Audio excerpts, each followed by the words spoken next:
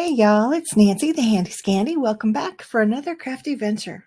And welcome to episode 9 of Saturday Morning Makes for 2025. Let's jump on in. Hey y'all, welcome back. Happy Saturday morning makes. This is Sunday morning actually, but I did create these things earlier in the week as well as some yesterday. I kind of finished them up yesterday. Now these I'm considering masterboards. They are not finished projects, but I've been watching a lot of mixed media artists, abstract artists, and that kind of thing. So somewhat outside of my norm, and I'm finding that I'm deeply intrigued and a little bit obsessed. So I will just show you what I did. Again, they're masterboards. They're kind of messy. You may not like them at all. I kind of love them. But here we go. So I started out with my pad of mixed media paper from Dick Blick.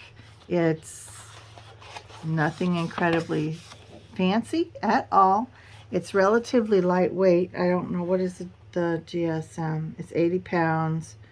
I don't know the GSM. Anyway, it's mixed media, so it can hold up to a lot. And then I use the following paints. I use tumbled glass, brushed corduroy, tattered rose, and aged mahogany. Those were my distress inks or paints. And then this is just regular craft paint. It is turquoise from Apple Barrel, Cloud 9 from Paper Artsy with the fresco finish. Fresco just means it's like chalky. It's like a chalky paint.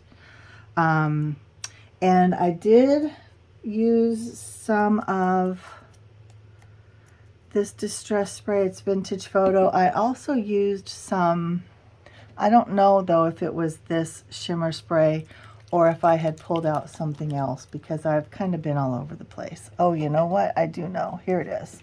Oh, I used this one. It's Fireworks Spray from Imagine Crafts, and it is Desert Sand. So, with that being said, I've used several different paint brushes. Not even going to pull them out, but I used this stencil from Joggles. Sun Petals from Leanne DeQuino. I love that one. That's brand new to me. This one is from Stamperia. Some people pronounce it Stamperia. I don't know if there's a right or a wrong. But I used that one just a little bit, I think. Does it have a name or a number? It just says Finnabair. Are Finnabair and Stamperia the same? I think they are. Anyway, then I also pulled out this beauty from Whimsy Stamps. I don't believe that I used it, but it is the Harlequin stencil. This was new last year. And I pulled out this one from A Colorful Life Designs. I'm looking for where the name is etched into it. This is Tiles 018128. This is it Messy Grid? Is that what this one's called? I feel like it is. Oh, Messy Dot Grid 017229. One of my absolute favorites. I've used it a million times over the years, if you can't tell. And then I use this really pretty swirly one from Lavinia. And it is Elegance. If I put it back in the right package. Now, it may be in the wrong package.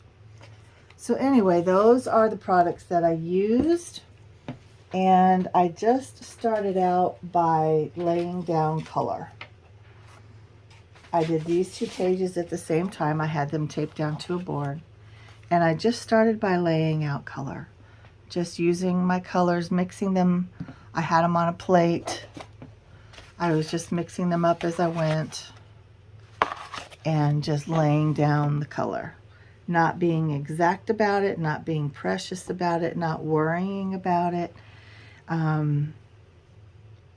I did all kinds of different things. You can see in here I did some mark making. I took the edge of a scraper and added the little marks. I went in with some crackle. I used the stencils. You can see different stencils on them. I love this little bit right there. This one I did all of that too as well, except when I was done, because I wasn't incredibly in love with it, so I wanted to do something just a little bit different. So I crumpled it up, and this is a technique that I learned in one of Tracy Evans' workshops. I crumpled it up, I opened it up, I crumpled it up, I opened it up, I crumpled it up, and then that way all of my crumples, my wrinkles were going in lots of different directions, and they were far less uniform when you do it over and over. And then I opened it up and flattened it out to the best of my ability, and I took a brayer and I hit the tops of all of those ridges with the brayer, and you can see that I used the Cloud 9 to hit those to lighten it up, and then I went back in with the aged mahogany and hit it just a little bit where the white was. And then I came back in and I did some splatter with the vintage photo, and I did some spritzing with the desert sand, and you can see the shimmer and you can see the shine and you can see the splatter, and they are just so unique. I really think this little spot right here is my favorite. I love that. Love it. Oh, this little spot with, oh, and look, you can see a little bit where the stencil printed. Here's where it printed as well. Can't really see much of the stencil work on this one. You can see the dots right here a little bit.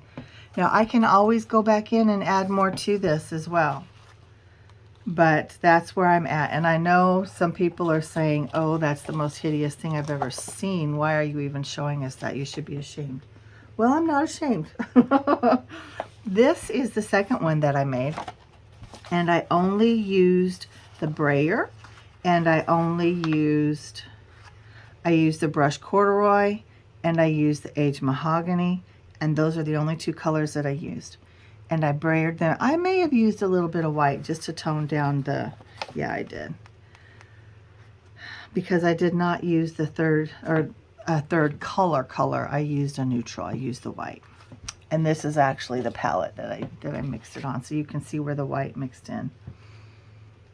So interesting color palette, but I had fun with it. And like I said, I only used the brayer. I did not do a gel plate print. I did not paint. I did not add water. I just brayered. And I did left to right, up and down, and then I'd turn it and do some more until I got the coverage that I wanted. And then I came in with this big Sun Petals stencil from Joggles, and I put texture crackle paste. I cannot remember which one I used. I think it was the Liquitex that I bought recently. But there, if there's crackles on there, I cannot see them.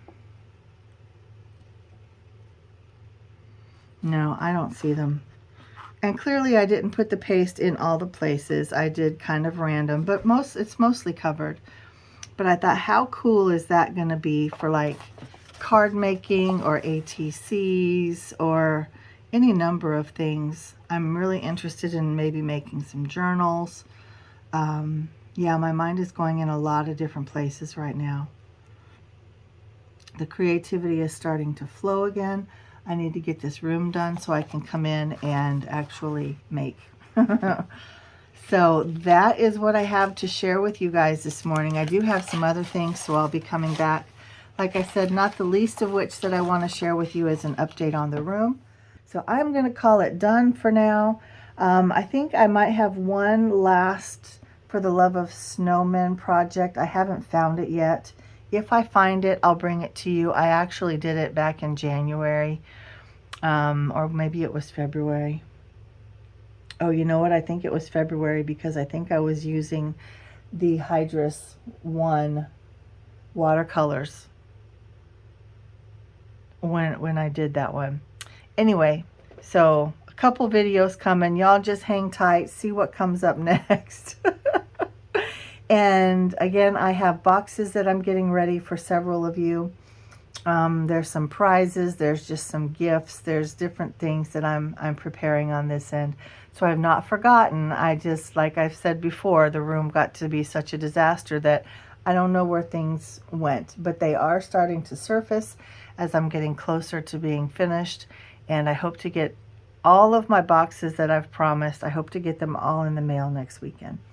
So with that being said, I'm tapping out. Thank you all for spending time with me, for being patient with me, for your love and support. And until next time, mwah. This is Nancy, the Handy Scandy, and I'm out.